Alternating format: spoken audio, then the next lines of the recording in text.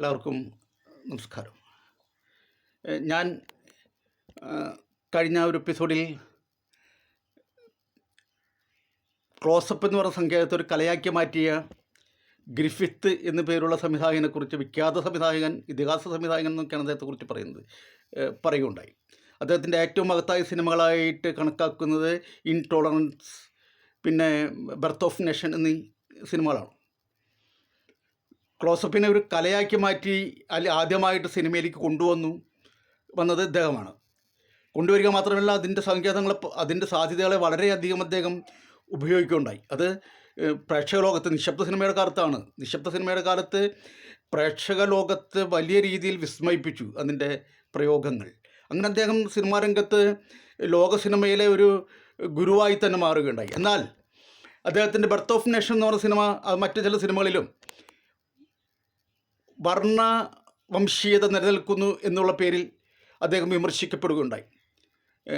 പലപ്പോഴും അദ്ദേഹം അമേരിക്കയിലെയും ഇംഗ്ലണ്ടിലെയൊക്കെ African വംശജരെ, African അടിമത്തത്തെ പോലും ന്യായീകരിക്കുന്ന രീതിയിലേക്ക് അദ്ദേഹം സിനിമകൾ ചെയ്തു. അദ്ദേഹം ഒരു വെള്ളക്കാരായിരുന്നല്ലോ. അപ്പോൾ വംശീയതയുടെ, വംശവെറിയുടെ ഒരു സംവിധായകനായിട്ട് ഇദ്ദേഹത്തെ ധാരാളം പേർ വിമർശിക്കുകയുണ്ടായി. വലിയ രീതിയിൽ അദ്ദേഹം ചിന്താലോകത്ത് വിചാരണകൾ നേരിട്ടു.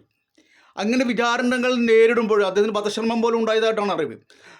നേരിടുമ്പോൾ പോലും തൻ്റെ സിനിമ എന്നുള്ള കലയിൽ അദ്ദേഹം ചെലുത്തിയ വിസ്മയകരമായിട്ടുള്ള കഴിവുകൾ മൂലം, പ്രതിഭാശക്തി മൂലം അദ്ദേഹം പിന്നീട് ലോക ആരാധനായിട്ടുള്ള സംവിധായകനായിട്ട് മാറുകയുണ്ടായി. നമ്മുടെ സത്യൻ്റെ കാര്യത്തിലും അത് തന്നെയാണ്. CP രാമസ്വാമിക്ക് വേണ്ടി കേരളത്തിലെ കമ്മ്യൂണിസ്റ്റ് പ്രസ്ഥാനത്തെ, തിരുവിതാംകൂറിലെ കമ്മ്യൂണിസ്റ്റ് പ്രസ്ഥാനത്തെ അടിച്ചമർത്താൻ നിയോഗിക്കപ്പെട്ട സത്യനേശൻ നാടാർ എന്ന് പറഞ്ഞ പോലീസ് ഉദ്യോഗസ്ഥൻ്റെ ക്രൂരതകളെക്കുറിച്ച് അന്ന് വലിയ രീതിയിൽ കേരളം ചർച്ച ചെയ്യുകയും അദ്ദേഹത്തെ വെറുക്കുകയും ചെയ്തു. അത്രയേറെ വെറുക്കുകയും ചെയ്തു. പിന്നീടാണ് അദ്ദേഹം സിനിമയിലേക്ക് വരുന്നത്.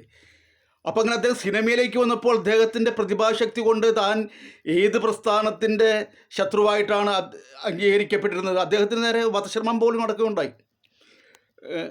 ഒരു വധശ്രമം നടത്താൻ പോലുമുള്ള അത്ര വൈരാഗ്യമുണ്ടായിരുന്ന അതേ കമ്മ്യൂണിസ്റ്റ് പ്രസ്ഥാനത്തിൻ്റെ ഏറ്റവും പ്രിയപ്പെട്ട നടനായിട്ട് സത്യൻ മാറുകയുണ്ടായി. പ്രതിഭാശക്തി പലപ്പോഴും ദൗർബല്യങ്ങളെ മറികടക്കുന്നത് ഇങ്ങനെയാണ്. നമസ്കാരം.